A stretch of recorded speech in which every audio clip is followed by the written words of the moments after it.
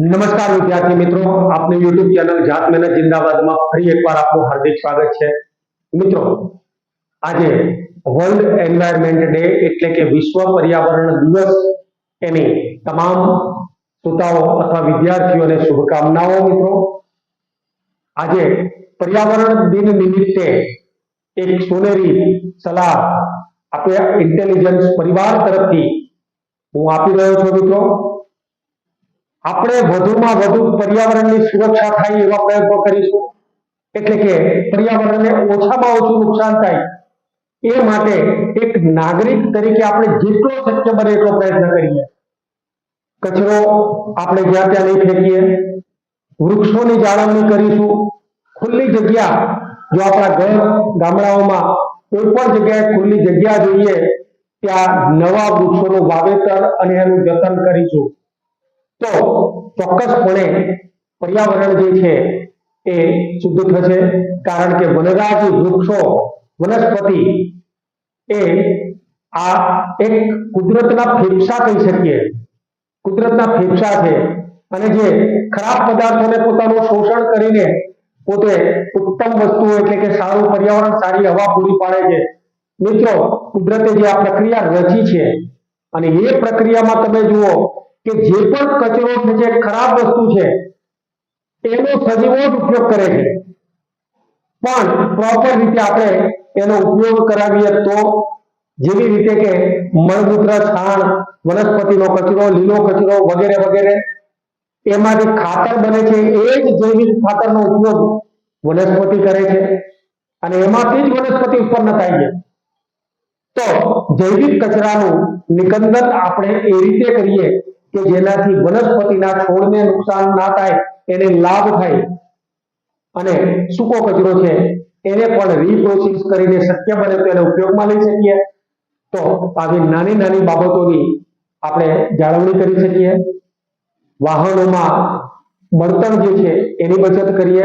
મોબાઈલમાં વધુ પડતા ડેટા ન વાપરતા ડેટાની બચત કરીએ, કારણ કે એનાથી પણ કાર્બનનું ઉત્સર્જન થાય છે. મિત્રો, કાર્બનનું ઉત્સર્જન એ મોબાઈલમાં વધારે પડતા ડેટા એનું વાપરવાથી પણ થાય છે. વાહનોને ચલાવવાથી પણ કાર્બનનું ઉત્સર્જન થાય છે. તો આ કાર્બનનું ઉત્સર્જન, એલપીજી તમે વાપરો છો, સીએનજી વાપરો છો, એનાથી કાર્બનનું ઉત્સર્જન થાય છે. તો એ ઓછામાં ઓછું કાર્બનનું ઉત્સર્જન થાય એવા પ્રયત્નો કરીશું.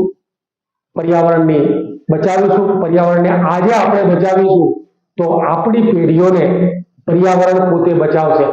તો મિત્રો, આવો આજે પર્યાવરણની ચર્ચા સાથે એક નવીન મુદ્દો, એમાં હસ્તકલા અને નિર્મિત કલા, એની આપણે ગઈ વખતે ચર્ચા કરતા હતા. મિત્રો, ભારતનો વારસો, પ્રાચીન ભારતનો વારસો, ધોરણ 10 અને સામાજિક વિજ્ઞાનમાં આ વિડીયોની આપણે શરૂઆત કરીશું. મિત્રો, આવો વિડીયોને અંત સુધી જોઈએ, એને લાઈક, શેર અને સબસ્ક્રાઇબ કરવાનું ભૂલવાનું નથી. અને એની નીચે રહેલું જે બેલ આઇકન છે એને તમે દબાવશો, ફરીથી પાછા નવા વિડીયો તમારી સામે પ્રસ્તુત થશે. આવો મિત્રો, વિડીયોની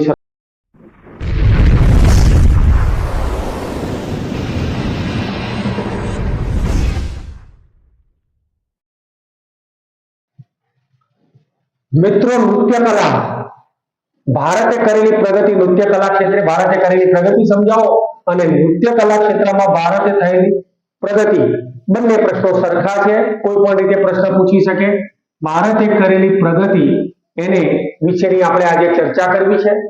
મિત્રો, તો અહીંયા નૃત્ય શબ્દ જે છે એ નૃત શબ્દ એવો સંસ્કૃત ભાષાનો શબ્દ છે અને સંસ્કૃત ભાષાના નૃત્ય શબ્દ એટલે એનો મતલબ થાય છે નાચવું, એના પરથી ઉતરી આવેલો છે. મિત્રો, નૃત્ય શબ્દ જે છે, નૃત એટલે નાચવું, એના પરથી નર્તકી, નર્તન આવા શબ્દો બનેલા છે. મિત્રો, તો અહીંયા આપણે જોઈએ છે કે નૃત એટલે નાચવું, નૃત્ય કરવું, એના પરથી થઈ છે. એનો મુખ્ય ધ્યેય તાલ અને લય સાથે સૌંદર્યની અનુભૂતિ કરાવવાનો છે. મિત્રો, ગાવું જે છે અને વગાડવું જે છે, તો એની અંદર એ બે બાબતોમાં તાલ, લય અને સુર જે છે એને ઉપયોગમાં લેવાય છે. પણ અહીંયા એની સાથે સાથે સૌંદર્યની જ્યારે અનુભૂતિ કરવામાં આવે ત્યારે એ નૃત્ય બની જાય છે. તાલ અને લય સાથે તમે નૃત્ય જોતા હશો, કોઈ પણ પ્રકારનું ક્લાસિકલ નૃત્ય જુઓ છો, તમે કોઈ પણ પ્રકારના નૃત્ય જુઓ છો, તો એની અંદર તાલ અને લયની સાથે પગ અને હાથ અને શરીરના વળાંકો એને આપણે નૃત્ય તરીકે ઓળખીએ છીએ મિત્રો. નૃત્યના આદિદેવ ભગવાન શંકર છે, એટલે કે નટરાજ. આપણે પેન્સિલ ઉપર નટરાજની પેન્સિલ જે આવે છે એની ઉપર એક સિમ્બોલ જુઓ છો તમે, એ નટરાજ એ નૃત્યના દેવ તરીકે ઓળખાય છે. એમણે સૌ પ્રથમ નૃત્યની શરૂઆત કરી હતી અને એમનું તાંડવ નૃત્ય પ્રખ્યાત છે મિત્રો. એ આપણને શાસ્ત્રોની અંદરથી અથવા તો પુસ્તકોમાંથી, ધાર્મિક ગ્રંથોમાંથી આપણને તાંડવ નૃત્ય વિશેની માહિતી મળે છે. તો નટરાજ ભગવાન શંકર, દેવાધિદેવ મહાદેવ, અને એમણે સૌ પ્રથમ આ નૃત્યની શીખવવા માટેનો પ્રયત્ન કર્યો છે. પૃથ્વી પરના લોકોને નૃત્ય શીખવવા માટે એ સ્વર્ગમાંથી નૃત્યને પૃથ્વી પર લાવ્યા છે. હવે સ્વર્ગ પરથી પૃથ્વી પર લાવ્યા છે એવી આપણા હિન્દુ ધર્મ પ્રમાણેની માન્યતા છે મિત્રો. એટલે કે શંકર ભગવાને સૌ પ્રથમ લોકોને નચાવ્યા છે. તાંડવ એમણે નાચ્યું અને તાંડવથી એમણે જે એમનો યજ્ઞ છે એમના સાસરી પક્ષમાં, એ યજ્ઞનો ભંગ કરવા માટે એમણે તાંડવ નૃત્ય કરેલું છે મિત્રો.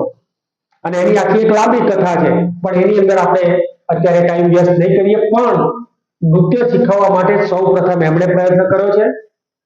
અહીંયા ભારતમાં કયા કયા નૃત્યો પ્રખ્યાત છે?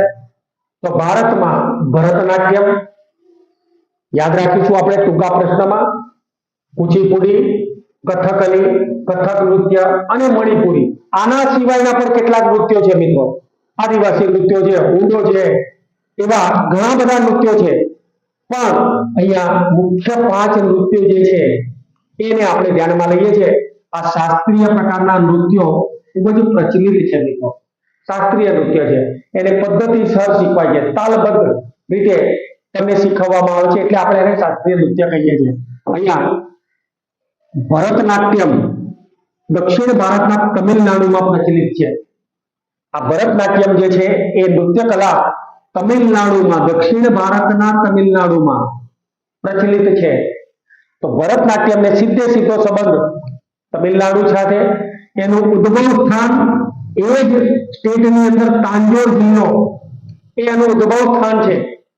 એટલે કે ભરતનાટ્યમનું ઉદ્ભવ સ્થાન તો તાંજોર જિલ્લો જે તમિલનાડુમાં આવેલું છે.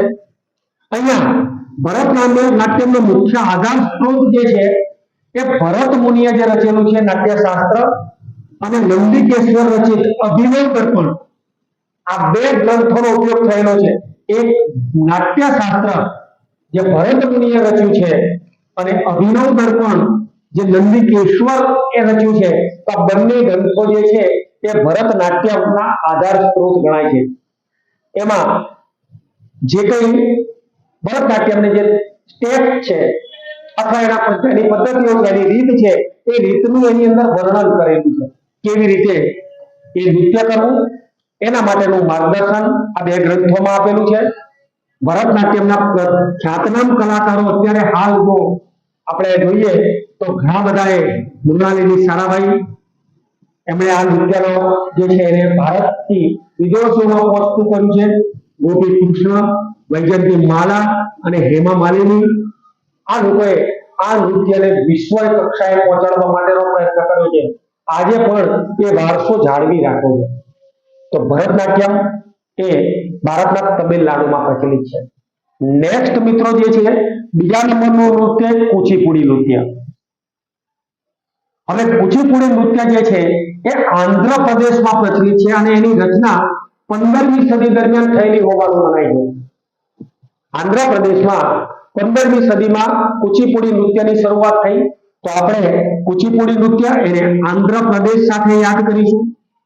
જેમ ભરતનાટ્યમ તમિલનાડુ તાંજોર જિલ્લો, એમ કુચીપુડી નૃત્ય આંધ્રપ્રદેશ. અહીંયા તે મુખ્યત્વે સ્ત્રી સૌંદર્યના વર્ણન પર આધારિત છે, સ્ત્રી શૃંગાર પર આધારિત છે અને સ્ત્રીઓ અને પુરુષો બંને ભેગા મળીને આ નૃત્ય કરે છે. જેમ આપણા ગુજરાતમાં રાસ કરવામાં આવે છે એ રીતે આ નૃત્ય સ્ત્રીઓ અને પુરુષો બંને ભેગા મળીને કરે છે. કુચીપુડી નૃત્યમાં ભારતીય નૃત્યની પાયાની મુદ્રાઓ સાંકળી લેવામાં આવી છે.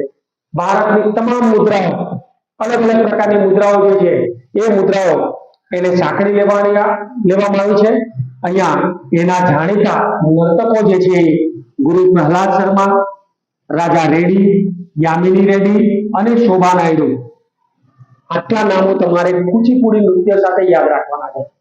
હવે વિકલ્પોમાં ક્યારેક પણ આવે કે ગુરુ પ્રહલાદ શર્મા એ ખાલી જગ્યા નૃત્ય માટે જાણીતા હતા તો કુચીપુડી નૃત્ય આપણે પસંદ કરવાનું છે ત્યાં, અથવા તો કોઈ પણ સ્વરૂપે આ પ્રશ્ન પૂછાય, ટૂંકા પ્રશ્નમાં પણ પૂછાય તો આટલા નામો જે છે એ કુચીપુડી નૃત્ય માટે જાણીતા છે.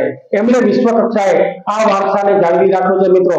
તો કુચીપુડી નૃત્યને એમણે પ્રસિદ્ધિ અપાવી છે. નેક્સ્ટ કથકલી. કથકલી અને કથક અલગ છે મિત્રો, બંને નૃત્યો અલગ છે.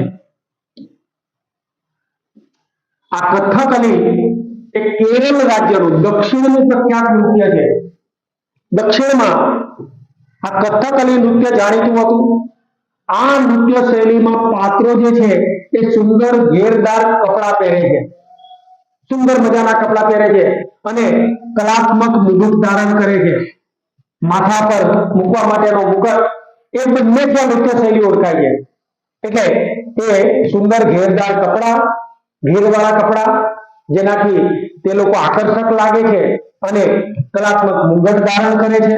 તો નૃત્ય શૈલીમાં સુંદર ઘેરદાર કપડા અને કલાત્મક મુગટ, એવું જ્યારે વર્ણન કરવું હોય ત્યારે કથકલી નૃત્ય આપણને યાદ આવવું જોઈએ મિત્રો. આ નૃત્યના પાત્રોને ઓળખવા માટે તેમના ચહેરા પર વિવિધ પ્રકારના ચિત્રામણ કરવામાં આવે છે. તમે કોઈ ચાની એડવર્ટાઇઝ હતી અને એની અંદર મોઢા પર ચિત્રામણ કરેલું ક્યાંક જોવા મળ્યું હશે આપણને, અથવા તો એવી કેટલીક જાહેરાતોમાં અથવા કેટલાક નૃત્યોની અંદર તમે જુઓ તો મોઢા પર સરસ મજાનું ચિત્રામણ કરીને મોટા મોટા મુગટ મૂકે છે ને ઘેરદાર કપડા પહેરીને એ લોકો નૃત્ય કરે છે અથવા તો એડવર્ટાઇઝ કરે છે. તો આ નૃત્ય જે છે એ કથકલી તરીકે જાણીતું છે. કેરળના કવિ વલ્લભ થોળ, એમનું કલામંડપમ, કૃષ્ણ પ્રસાદ, શિવારમન, આ બધા નર્તકો જે છે એમણે કથકલી નૃત્યને દેશ વિદેશમાં પ્રતિષ્ઠા અપાવી છે. તો અહીંયા આપણે કવિ વલ્લભ થોળ, કલામંડપમ, કૃષ્ણ પ્રસાદ, શિવારમન, દક્ષિણના છે બધા નામો, અને એ લોકોએ કેરળના આ નૃત્યને એટલે કે કથકલી નૃત્યને વિદેશોમાં નામના અપાવી છે. હવે આપણે લેવું છે મિત્રો કથક નૃત્ય. કથકના નામમાં કથા શબ્દ રહેલો છે. કથક એટલે કથા, અને એની પંક્તિ તમારે યાદ રાખવાની છે. કથન કરે તો કથક કહાવે, કથન કરે સો કથક કહાવે, એટલે એ નૃત્ય આ યુક્તિ સાથે જોડાયેલું છે. આ યુક્તિ તમારે યાદ રાખવાની છે. કથકના નામમાં કથા રહેલી છે. કથક કથા એટલે કે કથન કરે તો કથક કહાવે, જે કથા કેવડાવે તે કથન નૃત્યને જાણે અથવા તો કરાવે. હવે આ નૃત્યના વિકાસ સાથે જોડાયેલી છે. કથક નૃત્ય એ શ્રી કૃષ્ણના ગોપીઓ સાથેના નૃત્યોની કથા પર આધારિત છે. એટલે શ્રી કૃષ્ણએ ગોપીઓ સાથે જે નૃત્ય કલાઓ કરી છે, જે રાસ રમ્યા છે, એનું અહીંયા વર્ણન કરેલું હોય છે. વૈષ્ણવ સંપ્રદાય જે છે દક્ષિણમાં, એ વૈષ્ણવ સંપ્રદાયમાં શૃંગાર ભક્તિ, ભક્તિનું એક સ્વરૂપ છે મિત્રો, ભક્તિનું એક સ્વરૂપ છે. આ ભક્તિ માર્ગ છે જેમાં શૃંગારી ભક્તિ સાથે એમણે ઉત્તર ભારતમાં આ નૃત્યને વિકસાવેલું છે. તો વૈષ્ણવ સંપ્રદાયે જે આ પ્રથા જે છે એને ઉત્તર ભારતની અંદર વિકસાવી છે.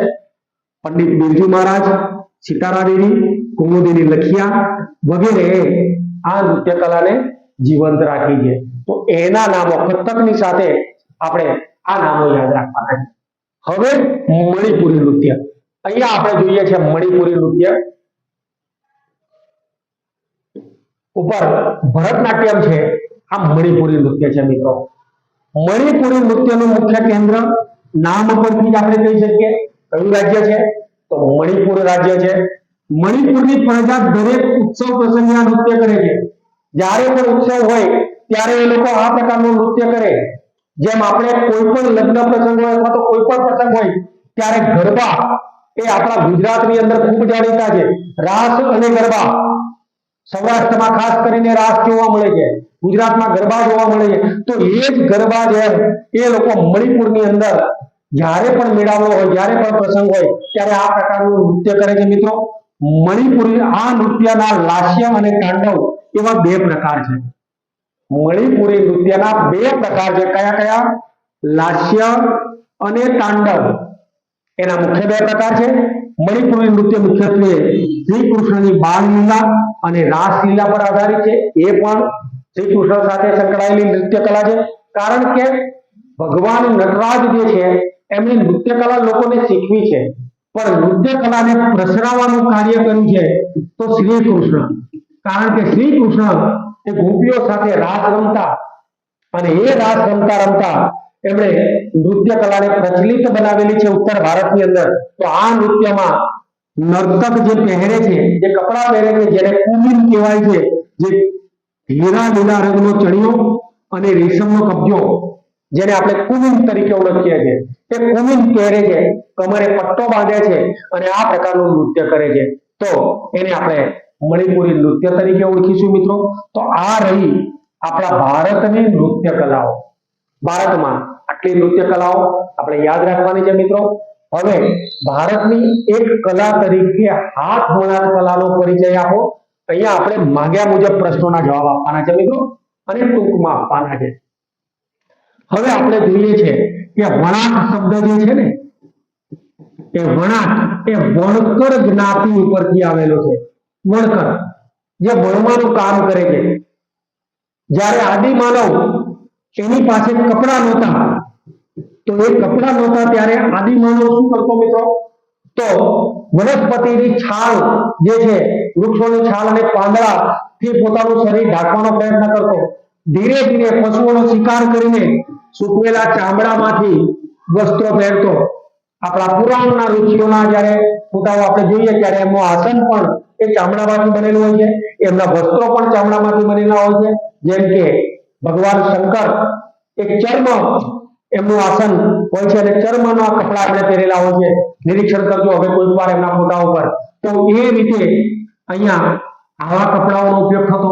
પણ જેમ જેમ માણસ વિકાસ પામતો ગયો અને માણસે કેટલાક પ્રકારના રેસાઓ બનાવ્યા, કેટલાક કુદરતી રેસાઓ બનાવ્યા છે અને એ કુદરતી રેસાઓને ખાસ પ્રકારના સાધનોની મદદથી એને ગોઠવીને તાણાવાળા વળીને આ પ્રકારે ગોઠવીને એને સરસ મજાના કપડા બનાવ્યા. મિત્રો, સૌ પ્રથમ વણાટ કામ કરવાનું કામ ખૂબ જ અઘરું હતું. કારણ કે રેસાઓ બનાવવા કોઈ નવા સાધનો કે યંત્રો હતા નહીં અને એ રેસાઓમાંથી જ્યારે એને આજુબાજુ લાકડા કાપીને, લાકડા મારીને એને એકબીજાની અંદર ફસાવીને આ પ્રકારે જે વણાટ કામ કરવામાં આવતું, ઘણો લાંબો સમય બગડતો. તો એવી રીતે વણાટ કામની શરૂઆત એ વણકર કરેલી છે અને એ વણકર સમૂહ જે છે એને ધીરે ધીરે વિકાસ કર્યો. ત્યારબાદ હાથશાળની શરૂઆત થઈ. આ હાથશાળ જે છે કાંઠલાની મદદથી ચાલે અને એ હાથશાળની મદદથી એ કપડા વણવા લાગ્યો. આજે પણ કોઈ જગ્યાએ હાથશાળ જોવા મળે છે, જેને હેન્ડલૂમનું કાપડ કહેવાય છે. એ હાથશાળ પછી ધીરે ધીરે યંત્રોનો ઉપયોગ થયો. જ્યારે જોન કે નામનો વણકર છે એને સૌ પ્રથમ પાવરથી ચાલતું યંત્ર શોધ્યું છે, ઓટોમેટિક ચાલતું યંત્ર શોધ્યું છે અને એ યંત્ર શોધ્યું છે એને આપણે પાવર લૂમ તરીકે ઓળખીએ છીએ. એ પ્રકારના કપડાઓને તો યંત્રની મદદથી વણાટ કરવામાં આવતો. એટલે એવી રીતે આપણું વરાળ યંત્રની શોધ થઈ. ત્યાર પછી નાના મોટા યંત્રો શોધાયા અને યંત્રો શોધાયા જેને શાળમાં એટલે વણાટ કામમાં ઉપયોગમાં લેવાયા અને વણાટ કામમાં ઉપયોગમાં લેવાયા. ત્યારબાદ વણાટની શરૂઆત ખૂબ થયેલી છે. પણ ભારતમાં કુશળ કારીગરો દ્વારા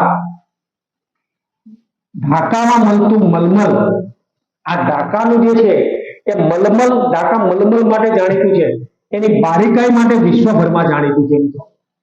હવે અહીંયા આપણે જોઈએ છે કે હાથ વણાટના જે વસ્ત્રો જે છે ને એમાં ઢાકાની મલમલનું નામ પ્રથમ આવે.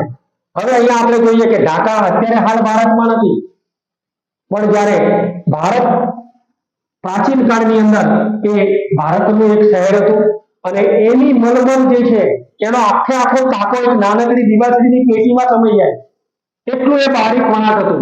અને એ બારીક વણાટ હતું એ મલમલની આખી આખી સાડીઓ વીંટીમાંથી પસાર થઈ ગઈ હતી, આખો તાકો દિવાસળીની પેટીમાં સમાઈ ગયો. એટલું સરસ મજાનું વણાટકામ એ લોકો કરી શકતા હતા. ડાઘામાં મલમલનું કાપડ બનતું હતું. કાશ્મીરના રાજ્યોમાં, કાશ્મીર સહિત ભારતમાં, કાશ્મીર ભારતના ઉત્તરના રાજ્યો જે છે તે એમાં ગાલીચા ખૂબ જ જાણીતા છે. કાશ્મીરના ગાલીચા કારણ કે ત્યાં પુષ્કળ પ્રમાણમાં ઊન મળી આવે છે મિત્રો. પશ્મિનો નામનું ઘેટું, અને પશ્મિનો નામનું ઘેટું જે છે તે પુષ્કળ ઊન આપે છે. તો એ ઊનની અંદરથી એ લોકો ગાલીચા બનાવે છે. ત્યારબાદ પાટણનું પટોળું આગળ આવશે. પાટણના પટોળા માટે એ પાટણનું પટોળું એટલું મજબૂત હોય છે, પડી પટોળે ભાત ફાટે પણ ફીટે પણ ફાટે નહીં, એવું કોઈ કઈ કહેવત છે એના માટે નહીં. તો આ પાટણનું પટોળું જેને બે બાજુ પહેરી શકાય તેને બેવડ યુક્ત કહેવાય છે. બેવડ યુક્ત, તો આ બેવડ યુક્ત બંને બાજુ પહેરી શકાય. એ આગળ ઉપર આપણે જોઈએ છીએ કાંજીવરમની સાડીઓ, બનારસી સાડીઓ, રાજસ્થાનની બાંધણી, જે ખાસ કરીને બહેનોને એની પરખ હોય મિત્રો, પટોળું કોને કહેવાય, બાંધણી કોને કહેવાય. તો આ પ્રકારની સાડીઓ, આ પ્રકારની બાંધણીઓ આપણા ભારતની અંદર ખૂબ પ્રખ્યાત હતી. બહેનોનું હુન્નર માટે ભારત જગભરમાં જાણીતું હતું. આવા કપડાઓ એ ભારતની એ વખતની જે પ્રાચીન સંસ્કૃતિઓ છે એની સાથે કાપડનો વેપાર થતો મિત્રો. ગુજરાતના સોલંકી યુગ દરમિયાન ખાસ કરીને સિદ્ધાર્થ જયસિંહના સમયગાળામાં કુશળ કારીગરો એટલે કે સાળવીઓ, ખોડકરો એ ભારતમાં આવીને વસ્યા અને એમણે બનાવેલા પટોળા એ વિશ્વભરમાં જાણીતા થયા છે મિત્રો. તો અહીંયા ગુજરાતના કુશળ કારીગરો એટલે કે સાળવીઓએ બનાવેલા પટોળા વિશ્વભરમાં જાણીતા છે. પટોળાની હાથ વણાટની કળા એ લગભગ 850 વર્ષ જૂની છે. 850 વર્ષ પહેલા બનેલી છે. જે એક રેશમી વસ્ત્ર છે, રેશમમાંથી બનાવેલું વસ્ત્ર છે, જેને બેવડ યુક્ત કહેવાય છે. બેવડ વણાટ કે બંને બાજુ વણેલું હોય, બંને બાજુ તમને સરખું લાગે, બે બાજુ પહેરી શકાય. પાટણના પટોળા માટે કહેવત છે કે પડી પટોળે ભાત ફાટે પણ ફીટે નહીં, આવી કહેવત છે. અને એ જલ્દી ફાટતું નથી, મજબૂત કાપડ છે. તો એવું એનો રંગ જે છે એ રંગ પણ જતો નથી મિત્રો. તો આવા પાકા રંગો માટે વિશ્વવિખ્યાત એવા પાટણના પટોળા, અને એના માટે ગીતો પણ છે કેટલાક. સેલાજી રે પાટણથી પટોળા મોંઘા લાવજો, આવું તો ગીત છે. એ ગીત પણ પાટણના પટોળા પરથી બનેલું છે મિત્રો. કોઈકના કાનમાં ક્યારેક તમારા કાનમાં ગુંજ્યું છે. નેક્સ્ટ જોઈએ છે આપણે નીચેના પ્રશ્નોના માગ્યા મુજબ ઉત્તર લખો. એમાં બીજા નંબરનું છે ભારતની એક કલા તરીકે ભરત ગૂંથણ કલા. હવે મિત્રો કાપડ ઉદ્યોગ તો ખરો જ, કાપડનું વણાટ કામ કર્યું છે.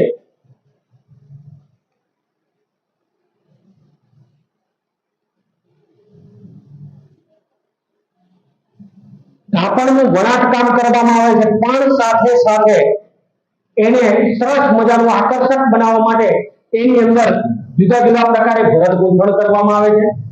કપડું સાદું કપડું જે છે એ સાદા કપડા ઉપર જ્યારે ભરત ગૂંથણ કરવામાં આવે ત્યારે ખૂબ જ આકર્ષક બની જાય છે.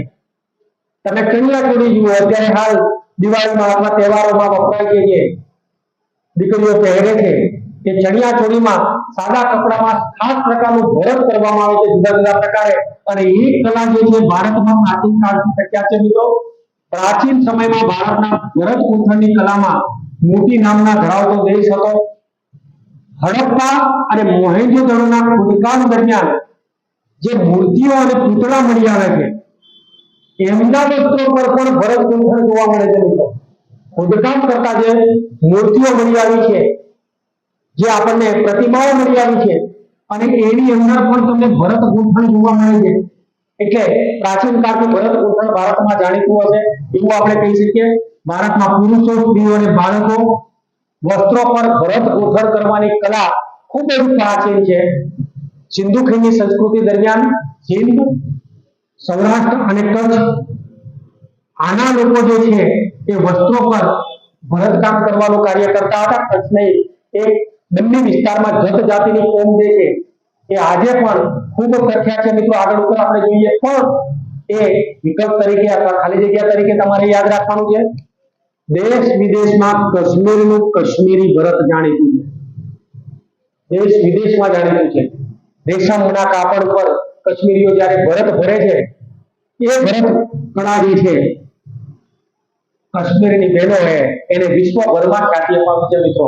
એ જ રીતે ગુજરાતના જામનગર, જેતપુર, ભુજ, માંડવી વગેરે વિસ્તારોમાં પરંપરાગત શૈલીવાળી ભરત ગૂંથણની કળા છે, જેમાં હાથી, પૂતળી, ચોપાટ, પક્ષીઓ, કળશ વગેરેની સરસ મજાની ડિઝાઇનો રંગીન દોરાઓની મદદથી અથવા તો આભલા ભરત કરીને અથવા પીળી ચોટાડીને આ પ્રકારનું ભરત કરવામાં આવે છે. તો સરસ મજાની મનોહર ડિઝાઇનો વાળી બાંધણી એ ખૂબ જાણીતા છે. ફુરસદના સમયમાં કાપડ પર છપાઈ કરવી, એની ઉપર છપાઈ કરવામાં આવે છે, એને છાપવામાં આવે, પહેલા દોરી દેવામાં આવે છે અને ત્યાર પછી એની ઉપર ભરત ગૂંથણ કરવામાં આવે છે. કચ્છ અને સૌરાષ્ટ્રની સ્ત્રીઓ ખાસ કરીને ઘરે બેઠા બેઠા આ ગૃહ ઉદ્યોગ કરે છે મિત્રો. કચ્છના અને સૌરાષ્ટ્રના માલધારીઓમાં તમે એમના કપડાઓ જુઓ તો એમના કપડાઓની અંદર ભરત ગૂંથણ જે છે પુષ્કળ પ્રમાણમાં જોવા મળશે. આજે પણ એ લોકો માલધારી સ્ત્રી પુરુષોના કપડા તમે જોશો, સરસ મજાના આકર્ષક કપડા આપણને લાગે છે. એમણે જે શરીર ઉપર જે પોટી પહેરી હોય છે એને ખમીસ કહીએ આપણે, એની અંદર ભરત ગૂંથણ હોય છે. સ્ત્રીઓ પણ જે કપડા પહેરે છે એની અંદર પણ સરસ મજાનું ભરત ગૂંથણ જોવા મળે છે. ચંદરવા, સાત, તોરણ, ચાકડા, ઓછાળ, તકિયા, ઓશિકા, પારણા અને કેડિયા. ભરવાડ જાતિ જે છે ખાસ કરીને કેડિયા પહેરે છે. રબારી સમૂહ, માલધારી સમૂહો એ કેડિયા વાપરે છે. આપણે જે ખમીસ પહેરી છે એવું અહીંયાથી ચૂલ વાળું એક નાનકડું કપડું પહેરે છે જેને કેડિયું કહેવાય છે. એ જ રીતે બાળકોના પારણા, તકિયા, ઓશિકા આપણા માથા નીચે મૂકવા માટેના, એ જ રીતે ઓછાળ જ્યારે વરરાજા નીકળતો હોય છે ત્યારે એની ઉપર એક કપડું જે રાખવામાં આવે છે, બે માણસો પકડીને ચાલે છે એને આપણે ઓછાળ કહીએ છીએ. એ જ રીતે ચાકડા, ઘરના જે ચાકડા જે છે તે ઘરની અંદર જે દરવાજાની અંદર વપરાય છે એ ચાકડા, એનું તોરણ, એને શાખ અને ટોડલા જેને કહીએ એની ઉપર પણ ભરત ગૂંથણ કરીને સરસ મજાનું ઘર શણગારવામાં આવતું. ગામડાના ઘર ભલે કાચી માટીના કે લાકડામાંથી બનેલા હતા એ વખતે, પણ એને બહાર તહેવાર ઉપર આ રીતે શણગારવામાં આવતું અને એની પર સરસ મજાના તોરણો અથવા તો આ બધી વસ્તુઓ લટકાવવામાં આવતી. ચંદરવો જે આપણો મંડપ બાંધેલો હોય છે એ મંડપ બાંધવા માટે એ ચંદરવાનો ઉપયોગ કરવામાં આવે છે મિત્રો. તો આ તમામ વસ્તુઓ જે છે એની અંદર તમને ક્યાંક ને ક્યાંક ભરત ગૂંથણ જોવા મળે છે. હવે કેટલીક જગ્યાએ સાદા કપડા વપરાય છે મિત્રો મંડપની અંદર, પણ ભૂતકાળની અંદર તમે જુઓ કે કોઈ ઘરે કથા થતી હોય, પાઠ થતા હોય અથવા તો કોઈ નાનકડા પ્રસંગો હોય ત્યારે સરસ મજાની એક ચંદરવો બાંધીને એની નીચે બધા બેઠા હોય છે મિત્રો, જેનાથી એક આધ્યાત્મિક વાતાવરણ ઊભું થાય છે, મનોહર વાતાવરણ ઊભું થાય છે મિત્રો. આજે પણ આ બધી વસ્તુઓ પ્રચલિત છે. ધાબળા અને રજાઈ, ધાબળા અને રજાઈ ખાસ કરીને ઊનમાંથી બને છે, પણ એમાં પણ વિવિધ પ્રકારની આકૃતિઓથી એને સુશોભિત બનાવવામાં આવે છે. કચ્છના બંને વિસ્તારમાં જત કોમ, આ યાદ રાખીશું આપણે, કચ્છનો બંને વિસ્તાર અને એની જત કોમની ભરત કલા એ પોતાનું આગવું સ્થાન ધરાવે છે. એમને વારસામાં જ આ કળા મળેલી છે મિત્રો. અહીંયા રેશમ ભરત, આરી ભરત, આભલા ભરત અલગ અલગ પ્રકારના છે. જે ભરત ગૂંથણ કરતા હોય એટલે વધારે ખબર હોય છે મિત્રો, તો આ જુદા જુદા પ્રકારે એના ઘણા બધા નામ છે. રબારી ભરત અલગથી આવે છે મિત્રો. એવા ઘણા બધા ભરતો જે છે એ ભરત કલાને જીવંત કરે છે. નેક્સ્ટ જોઈશું મિત્રો આપણે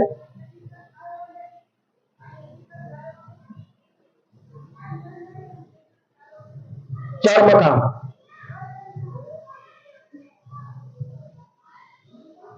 હવે મિત્રો આપણે વાત કરીએ છીએ ચર્મકામ વિશેની. ચર્મકામ ભારતની ઘણી જૂની કારીગરી છે, એટલે કે ચર્મ ઉદ્યોગ એના વિશેની આપણે ચર્ચા કરવી છે. પશુઓ જે છે એ પશુઓની ખાલ અથવા ચામડું